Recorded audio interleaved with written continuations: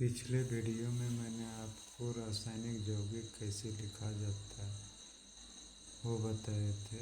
आज के वीडियो में हम बता रहे हैं कि रासायनिक यौगिक को कैसे पढ़ा जाता है।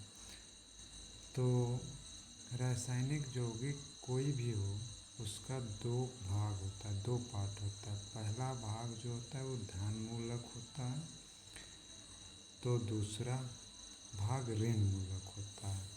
तो धन मूलक को आपको अलग पढ़ना है और ऋण मूलक को आपको अलग पढ़ना होगा। अब हम कुछ उदाहरण से समझा रहे हैं। जैसे AlPO4 लिखा हुआ है, अब इसका हम दो पार्ट कर दिए, Al अलग PO4 अलग। तो Al सीधे पढ़ाएगा एल्यूमिनियम, PO4 बहुपरमाणु का नाम पढ़ाएगा जैसे फॉस्फेट, तो यह क्या पढ़ा जाएगा, एल्यूमिनियम फॉस्फेट। K2SO4 दूसरा यौगिक ले रहे हैं, K2 को अलग कर रहे हैं, SO4 को अलग कर रहे हैं।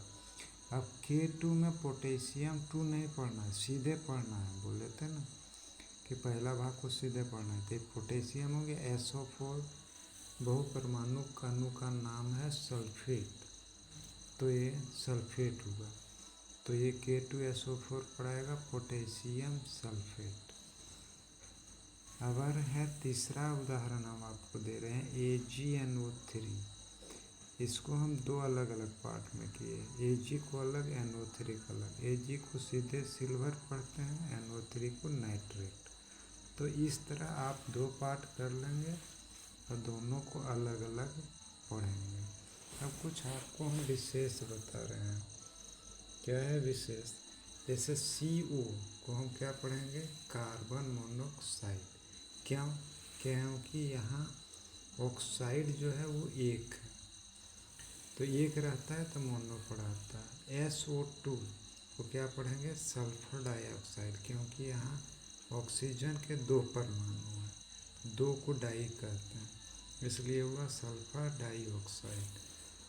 SO3 इसको क्या पढ़ेंगे, सल्फर ट्राईऑक्साइड। तो क्यों इसको ट्राई पढ़ेंगे, क्योंकि यहाँ ऑक्सीजन के तीन परमाणु हैं, तीन को ट्राई पढ़ते हैं। अब देखिए CCl4 कार्बन टेट्राक्लोराइड। क्यों कार्बन टेट्राक्लोराइड पढ़ेंगे, C तो कार्बन हुआ, क्योंकि यहाँ क्लोरीन के चार परमाणु हैं और चार जब रहता है तो टेट्रा प्राप्त।